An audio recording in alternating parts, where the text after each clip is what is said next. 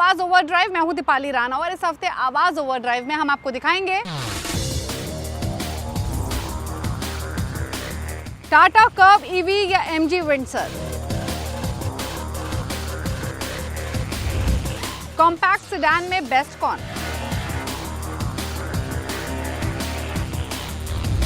क्यों करवाएं fuel injector साफ, होंडा की गाड़ियों पर बम्पर छूट। अगर आप इलेक्ट्रिक गाड़ी खरीदने की सोच रहे हैं, बजट है 15 से 20 लाख का, तो जाहिर है आपको कंफ्यूजन जरूर हुआ होगा लेटेस्ट ईवी ऑफरिंग्स के बीच में। यानी एक तरफ है टाटा कर्व और दूसरी तरफ है एमजी विंडसर।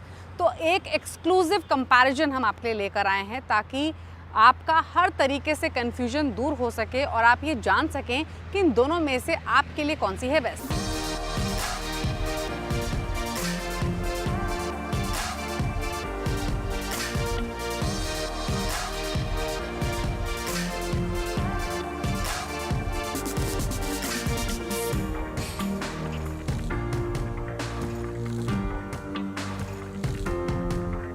इलेक्ट्रिक सेगमेंट में कई गाड़ियां लॉन्च हुई, लेकिन जो दो गाड़ियां जो सबसे पॉपुलर रही वो भी मास सेगमेंट में, वो है टाटा की कर्व ईवी और दूसरी गाड़ी है एमजी मोटर की विंडसर।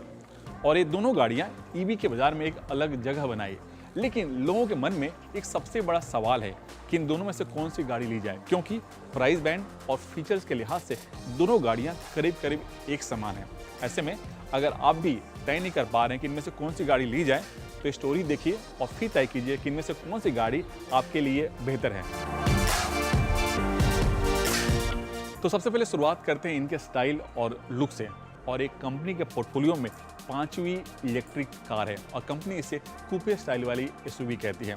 दिखने में काफ़ी खूबसूरत भी है, चाहे वो फ्रंट लुक हो या रियर लुक हो या फिर इंटीरियर में काफ़ी अच्छा खासा इसमें स्पेस मिलता है और कई सारे टेक फीचर्स भी इसमें दिए गए हैं। जो इसका इंफोटेनमेंट का स्क्रीन है 12.3 इंच का है और जो इंस्ट्रूमेंट क्लस्टर का साइज है वो है 12.25 इंच का।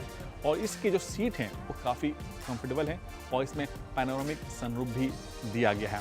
वैसे ये गाड़ी 4 मीटर से बड़ी गाड़ी है, इसी वजह से जो इसका व्हील बेस का साइज है 2560 mm है और इसमें 18 इंच के टायर दिए गए हैं। ये एक एसयूवी है, इसी वजह से जो इसका ग्राउंड क्लियरेंस है वो भी काफ़ी अच्छा खासा है। कंपनी के हिसाब से इसमें आपको 190 mm का ग्राउंड क्लियरेंस भी मिलता है।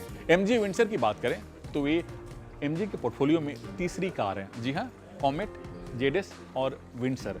और कंपनी इससे सीयूवी बोलती है, यानी क्रॉसओवर यूटिलिटी व्हीकल। और एक गाड़ी दिखने में भी क्रॉसओवर से मैच खाती है। सामने का लुक थोड़ा सा अलग है, लेकिन साइड से देखें तो बिल्कुल एमपीवी की तरह लगती है। और जिसमें आपको जो इंटीरियर स्पेस है काफ़ी अच्छा खासा मिलता है। बड़े साइज के लोग भी इसमें आराम से बैठकर सफ़र कर सकते हैं। और जो इसका सीट है उससे कुछ नहीं मत पूछिए, काफ़ी आरामदायक है। और जो इसका रियर सीट है उसे आप अपने कंफर्ट के हिसाब से आगे पीछे करके एडजस्ट भी कर सकते हैं। और ये फीचर्स इस सेगमेंट की किसी भी गाड़ी में आपको नहीं मिलता है।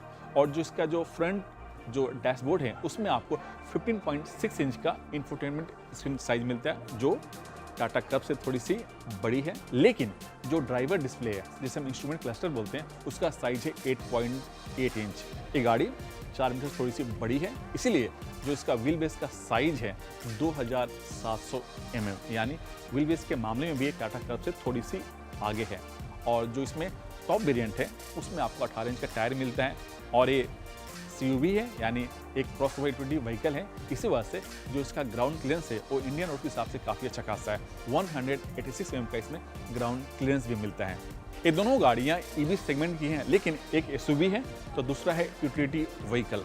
तो आपको ये जानने का हक है कि इन दोनों गाड़ियों में बूट स्पेस कितना मिलता है, यानी आप कितना सामान इसमें लेकर सफ़र कर सकते हैं। तो बूट स्पेस की बात करें तो टाटा कर्व में आपको 500 लीटर का बूट स्पेस मिलता है, जबकि जो एमजी की विंडसर है उसमें आपको 604 लीटर का बूट स्पेस मिलता है। यानी बूट स्पेस के मामले में भी विंडसर टाटा कर्व को पीछे छोड़ देती है।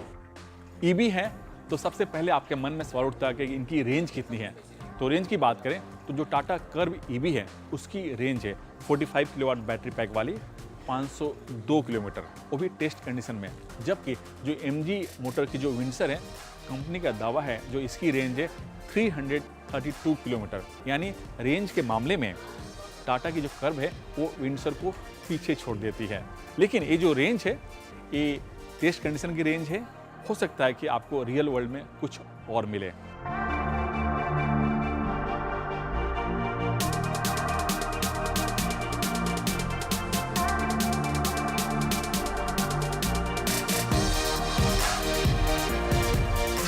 रेंज कम या ज़्यादा क्यों है, तो इसके पीछे जो मेन रीजन होता है वो है बैटरी पैक। जितना बड़ा बैटरी पैक उतना ज़्यादा रेंज। जो टाटा के कर्व ईवी है उसमें आपको 2 बैटरी पैक का ऑप्शन मिलता है। पहला है 45 और दूसरा है इससे बड़ा 55।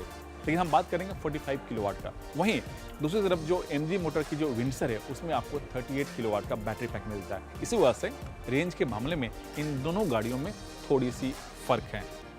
परफॉर्मेंस की बात करें तो दोनों गाड़ियां चलाने में काफ़ी अच्छी हैं और स्पोर्ट मोड में डालते ही थ्रोटल खोलते ही ये 100 स्पीड आसानी से छू लेती है।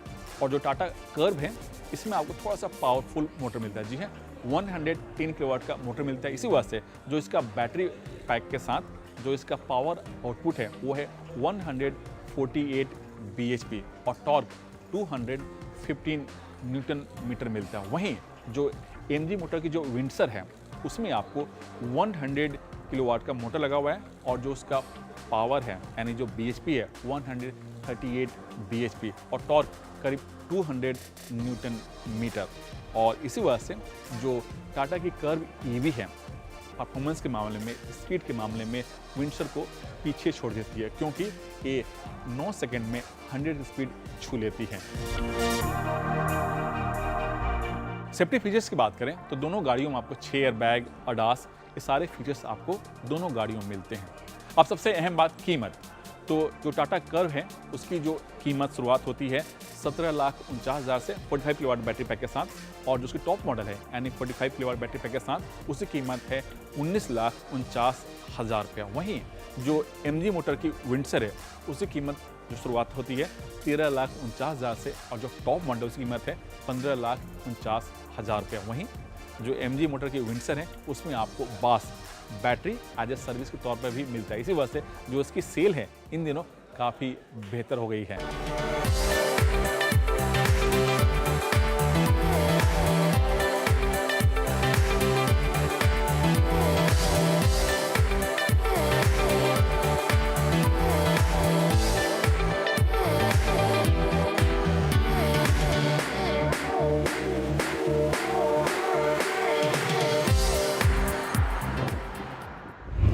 तो दोनों ही गाड़ियां दमदार फीचर्स, बेहतरीन डिज़ाइन और एक अच्छी रेंज के साथ आती है। अब आपको तय करना है कि आपकी क्राइटेरिया के हिसाब से कौन सी बैठती है फिट। रुक रहे हैं एक ब्रेक